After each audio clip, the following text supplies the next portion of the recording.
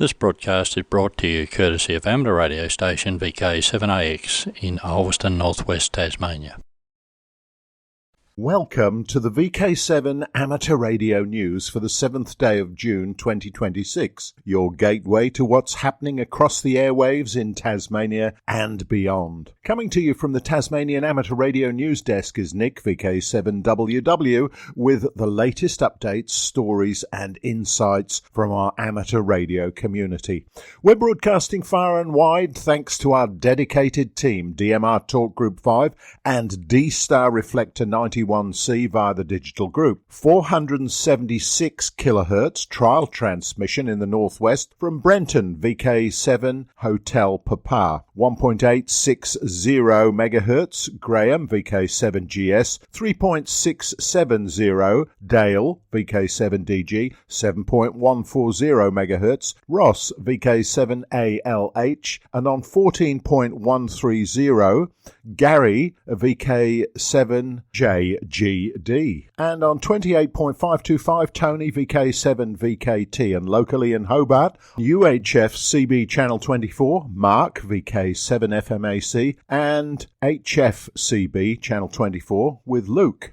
And, he's a shortwave listener at the moment. Missed it live? Catch the replay Tuesday 8 p.m. on repeaters VK7RAA in the north, VK7RHT, and on UHF CB24, HF CB24 in the south. Now stay tuned and enjoy the news. Now, Japan celebrates 100 years of amateur radio. The Japan Amateur Radio League, better known as JARL or JARL, has commenced a remarkable series of celebrations marking 100 years of organised amateur radio in Japan. The centenary programme officially began on the 1st of June 2026 and will continue through until September 2027, recognising both the founding of JARL in 1926 and 100 years since Japan's first amateur radio station, JXAX, took to the air. Now, rather than simply looking back at history, JARL has adopted the theme "Because Normal is Just Boring," highlighting the spirit of innovation, experimentation and curiosity that's characterised amateur radio for the past century. Now, throughout the celebrations, there will be special commemorative stations operating across Japan, special awards, contests, centenary publications, anniversary ceremonies and special ham fair events, providing plenty of opportunities for amateurs around the world to join in the festivities. Founded by just 37 pioneering amateurs in June 1926, JARL has grown into one of the world's largest amateur radio organisations and remains a leading member of the International Amateur Radio Union. The WIA congratulates JARL and the Japanese amateur radio community on this significant milestone and wishes them every success as they celebrate a century of amateur radio achievement and look forward to the next 100 years. And that's sourced from the JARL Centenary website. Now, WIA contest news. The VHF-UHF Field Day. Yes, the days are getting shorter and the temperatures heading downwards. Well, they are here in VK7. So it's time for us all to dust off the VHF and above gear for a bit of an airing. This year, the weekend of June the 20th, 21st, from 0100 UTC on Saturday through to 0059 UTC on the Sunday. That's 0300 to 0259 in VK6. So pretty much 48 hours of lots of opportunity to jump on and exchange some numbers. Now, this is the contest where distance does matter. So make sure you look up your operation location, Maidenhead Square, to 6 digits to exchange with other operators. The contest rules outline the logging requirements. You can use the very popular VKCL or the alternative N1MM Logger Plus. Both these are available from the links on the WIA contest page. The logs created by VKCL will need to be converted to the Cabrillo 3 before being submitted. Download links are available in the email version of this broadcast. Now, there are many categories available to participate in. If staying home's your preference, then that's fine. Come on and make some contacts with the hard nuts that pack up their gear and head for the hills and go portable. Here in VK7 there will be the usual frequencies and modes where you will be sure to find many people laying in wait for a contact. On FM, try 52.525, 146.5, 439 megahertz, 1296.15, 2403.15, 3398.15, 5760.15 and 10.368.15. Now there'll also be many people lurking on 50.15, 144.15, 432.15, upper sideband looking for contacts. Here in VK7 there are over 50 people with 23 centimetre equipment and many others with the higher bands, so let's see how many people can get together over the weekend and make some contacts. Hope to see you in the log, and that's 73s from Richard, VK7ZBX. Now, bookings are open. The countdown is on for the Tassie Ham Econ 2026 and bookings are officially open. This year's theme, Hack the Ether, Education, Ingenuity, Connection, captures the spirit of amateur radio at its best, where experimentation, innovation and lifelong learning come together. Humans have spent more than a century finding increasingly creative ways to throw signals through the air. This conference celebrates that tradition while looking firmly towards the future. Join amateurs, makers, educators, communicators and technical explorers from across Australia and the world for a fully catered weekend.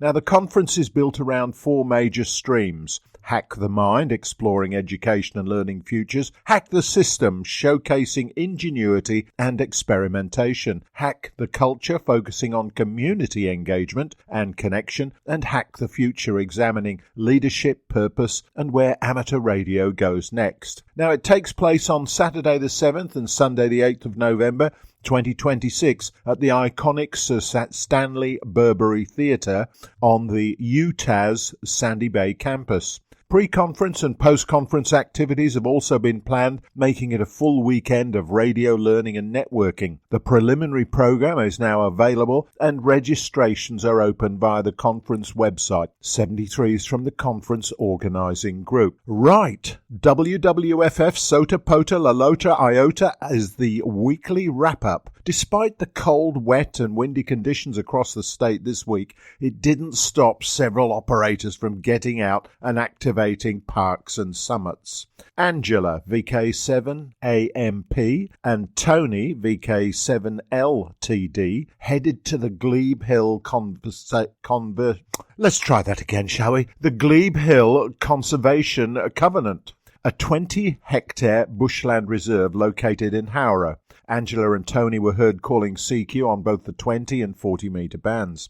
Travis, VK7VXT, managed to fit in a couple of activations during the week. He was first heard operating from the Derwent Cliffs State Reserve, calling CQ on 15 and 40 metres SSB, before later activating the Mount Rumney summit, where he was working stations on 40 metres CW. Further north, Rodney, VK7HAM, Peter, VK7ZPE, and Al, VK7AN, made their way to the Mount Arthur State Reserve, home to the RAA repeater. The team was spotted calling CQ on 40 metres and enjoying another activation.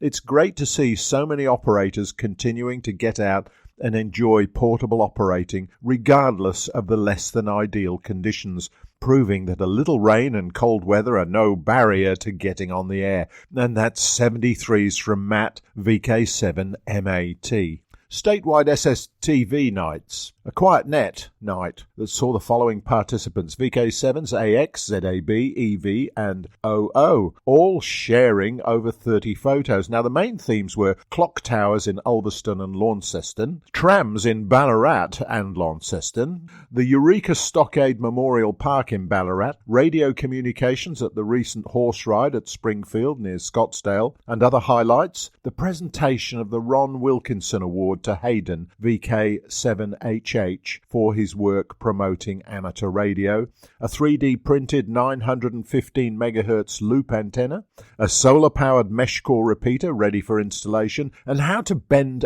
up a folded VHF dipole, an HF hex beam, wait for it, Pink Freud, and the dark side of your mum, the inverted cross at Dark Mofo, and 73s from Ham Radio is fun. Again, Tony, VK7AX, interconnected VK7RJG to his SSTV International Gateway, and VK7's exchanged photos with PE1NMM in the Netherlands. Please remember to leave a 30-second break between transmissions to allow the European countries a chance to send photos. Now, don't forget Ken, VK7KRJ's and Steve's VK7OO's fully automatic 24/7 monitoring sites that allow anyone testing to send a picture and the ability to check their transmission on these pages almost immediately at any time, both South and North Tasmania.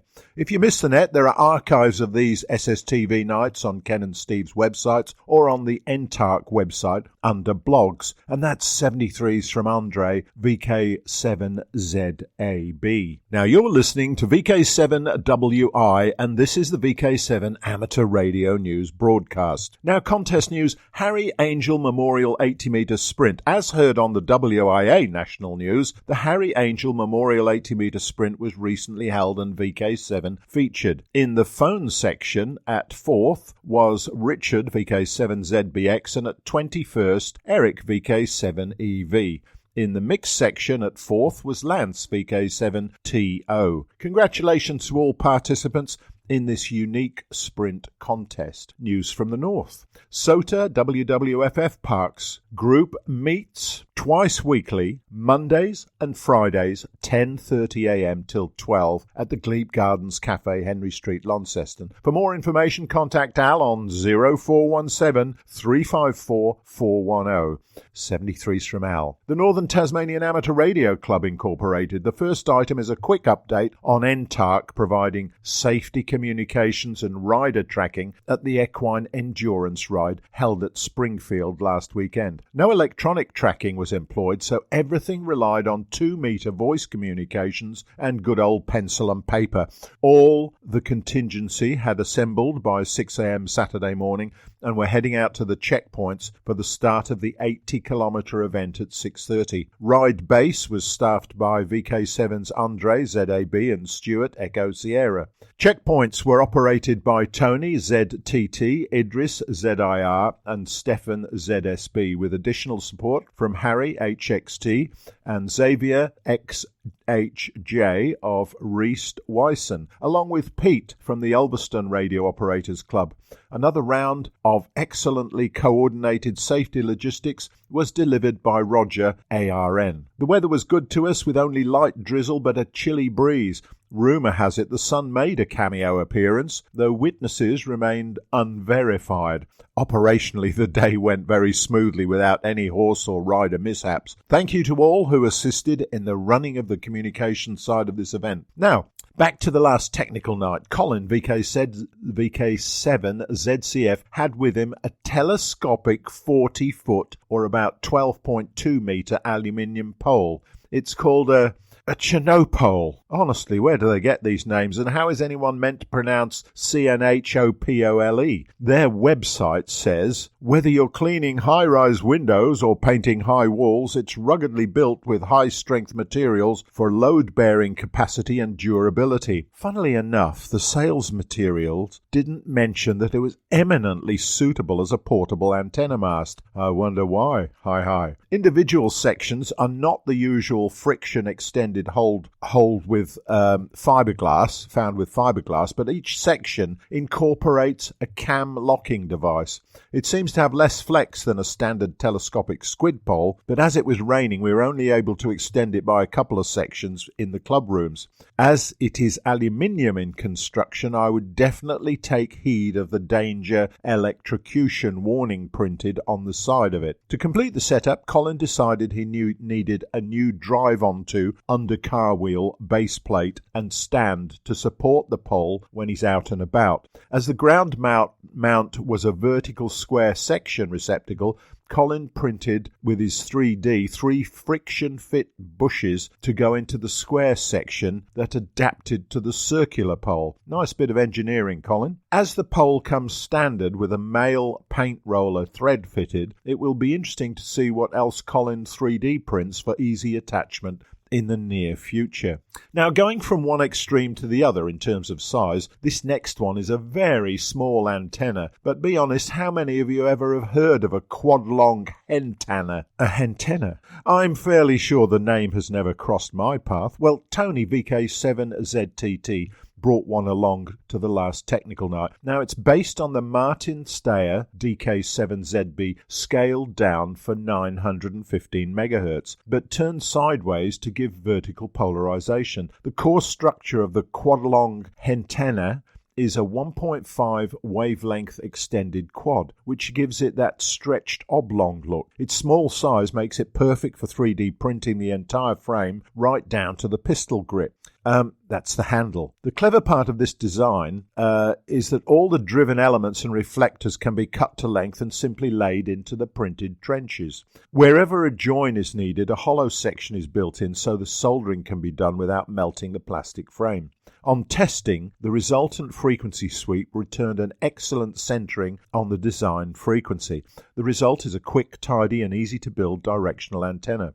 For more information on 3D printing, the frame, the construction, check out the link in the text version of this broadcast. For a deeper dive into the concept of the hentenna or the Japanese miracle wire, check out QST 1982 and the ARRL Antenna Compendium Volume 5. Tony's directional antenna makes an excellent segue, as it wasn't designed for amateur bands, but for experimenting in the section of the low interference potential devices band, or the LIP-D band, and centered on 915 MHz for the use with mesh core.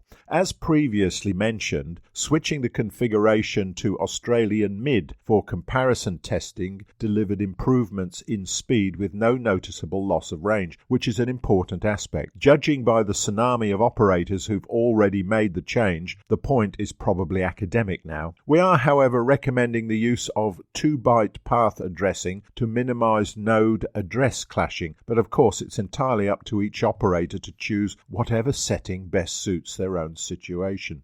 As usual, pictures will be available on the NTARC website under blogs for this broadcast. Now, upcoming events. On-air testnet and technical net session every Wednesday night. Testnet and CW course on 3580 from 7 p.m, then a technical net on 3.567 MHz from 7:30 till 8:30. And your host for the evening is Nick, VK7WW. Clubroom technical night. The next session is Wednesday, the 10th of June, and commence at the usual time of 6:30 at the Clubrooms, Archer Street, Rocherlea. The next club general meeting is Saturday, the 13th of June at 2 p.m, held at the Clubrooms. And if you have any items you'd like added to the agenda, please email the secretary at secretary@ntarc.net no later than Friday the 12th of June. Coffee mornings held every Friday in the NTARC club rooms from 10 a.m. to noon. Finally, if you have any items of news, please email them to the secretary at the following address, news@ntarc.net. All items to be received no later than 5 p.m. on the Friday prior to the broadcast, and that's 73s from Stefan, VK7ZSB, Secretary, NTARC Incorporated. Now, news from the Northwest. The Northwest Tasmania Amateur Radio Club Incorporated. On the 13th of June 2026, club learning organiser Brenton, VK7HP, and ACMA assessor Andrew, VK7XR, will be conducting licence assessments for some scouts and a member's licence upgrade in Ulverstone.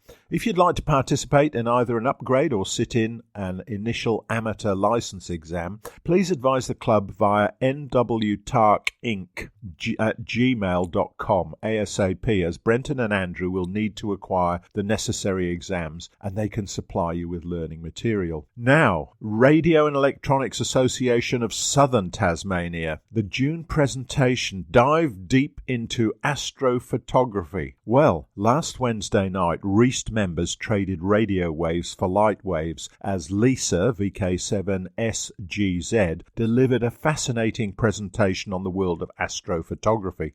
Lisa explained that it's a unique blend of art, science, and technical problem solving requiring patience, precision, and plenty of experimentation. From deep sky imaging of nebulae and galaxies through to high-speed planetary imaging of Saturn and Moon, the audience was treated to an impressive journey through one of the most rewarding areas of amateur astronomy. Lisa took members through the equipment and techniques used to capture these remarkable images, including telescopes, cameras, guidance systems, filters, and observatory automation. We learnt how multiple exposures are combined to improve signal-to-noise ratio, the importance of calibration frames such as lights, darks, bias, and flats, and how light pollution can be managed. Lisa also shared her own equipment evolution over several years, demonstrating how experience, technology, and a little persistence can transform faint photons collected across many nights into breathtaking images of deep space objects. The presentation showcased everything from Hubble-style false color imaging using specialized sulfur, hydrogen alpha, and oxygen filters through to planetary imaging techniques using high frame rate video and image stacking. Highlights included the stunning 65-hour Kraken image, examples of asteroids, supernova, and solar photography, and a look at modern automated systems such as the Sea Star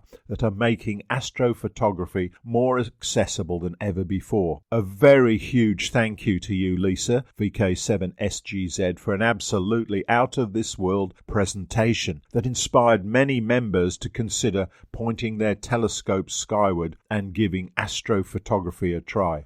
And that's 73s from Justin, VK7TW. Now, the June Forum Night.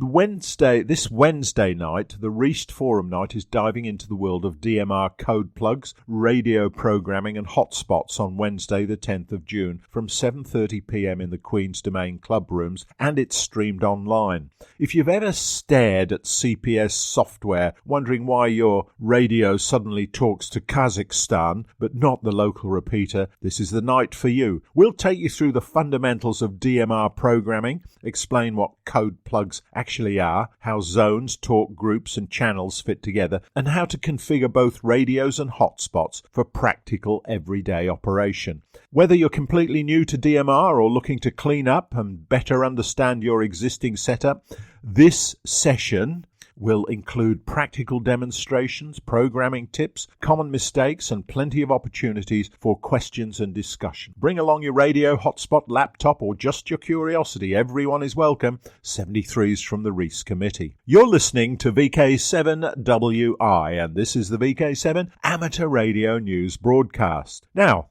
are you looking to join the world of amateur radio or upgrade your license? REAST has you covered with regular training and assessment days for all license levels. Key dates: foundation training and assessment days held every 2 months, with the next one on Saturday the 27th of June 2026. Standard, advanced and regulations assessments held on alternate months. Next is on the 25th of July 2026. Check out the full schedule on the REAST events page. Do you need to secure your spot or ask a question? Email reast.assessor@gmail.com and your inquiry will go directly to the learning organizer who will be back in contact with you. We have learning resources available, including our foundation license training videos that are a must-watch for beginners. Find them on the REAST YouTube training and assessment playlist. Practice makes perfect, so prepare with the WIA Foundation trial exams, and a link can be found on the email edition of the broadcast. Whether you're starting your journey or leveling up, REAST is here to guide you every step of the way, and that's 73s from Reg, VK7KK. Now, EME news, that's Earth, Moon, Earth. Per Delta Kilo 7 Lima Juliet has advised that currently the 10 gigahertz moon beacon is off the air due to cooling systems issues. This beacon is a very valuable tool for people to test the performance of their 10 gig system and compared to other users to gauge system performance. Now, the beacon transmits on 10,368.024 megahertz using Q65 submode E, using the WSJT-X Doppler option of Doppler correction to DX grid, using the grid square of J Oscar Juliet Oscar 54 Charlie Golf. The system in Germany utilizes a 7.2 diameter meter dish and tracks the moon whenever the moon declination is above minus 10 degrees and produces approximately 50 watts at the feed, therefore generating a colossal signal that can be received with very modest equipment. I regularly revive this beacon at minus 6 using a 1.8 prime focus dish, and I have decoded it using a bare horn with an aperture of 150 millimeters by 100 millimeters at a level of minus 25. Great to hear there are a number of VK7s that have received the beacon successfully and some working towards achieving that. It's a pretty exciting time when you have your first decode from the moon. Thanks to Per and the team at the DL0 SHF for their efforts in keeping this very valuable resource on the air. And that's 73s from Richard, VK7ZBX. Regular VK7 gatherings and events over the coming months. Sewing Circle Net daily on 3.640 MHz commences at 6:30 p.m. AEST. Statewide SSTV Net held every Thursday night via the North-South link on VK7RAF, VK7RJG from 7:30 p.m. In the North and Northwest, VK7RJG on 438.55 with a minus 7 MHz offset, and in the South, VK7RAF 146.650 with a minus 600 kHz offset with a CT CSS tone 141.3 Hz to link RAF North-South plus VK7AX International SSTV gateway connected to VK7RJG for the duration of the net. Statewide microwave QSO party follows the Sunday broadcast callback on 1296.15 MHz FM, one group in the Greater Hobart area and another in the Greater Launceston area. Then the North-South digital contacts on 1296.2 using Q6560 Bravo. Stations in the Launceston area transmitting on the odd minute, southern stations on the even minute. Reist 6 meters AM on 53.1 megahertz every day from 4:30 p.m. SOTA WWFF meetings, the group at Glebe Gardens 10:30 on Fridays till 12 midday. NTARC testnet and technet session every Wednesday. Testnet 3.580 megahertz, that includes CW, from 7 p.m. and then following at 7:30 the technical net.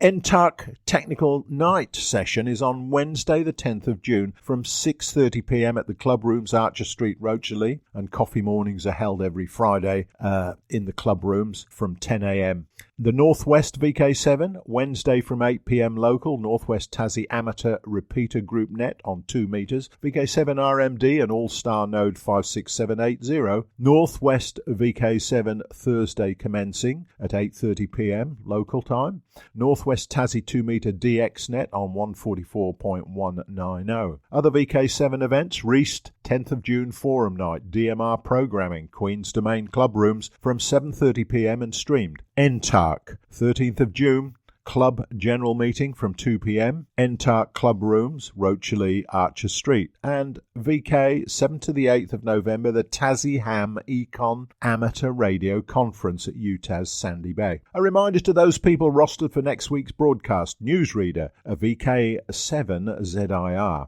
Repeaters, Reist, NTARC, and in the Northwest, thanks to NWTARC, WCRG, NWCRRA, VK7AX, VK7JH, and VK7DC. Now, 160 meters, VK7GS, 80 meters, VK7JGD, 40 meters, VK7DG, 20 metres VK7TW, 10 metres VK7ALH, UHF CB24 and HF CB24 VK7 FMAC, DMR Talk Group 5 and D-Star Reflector 91C, the digital group. A big thank you to everyone who contributed and supported this week's broadcast of the VK7 Amateur Radio News.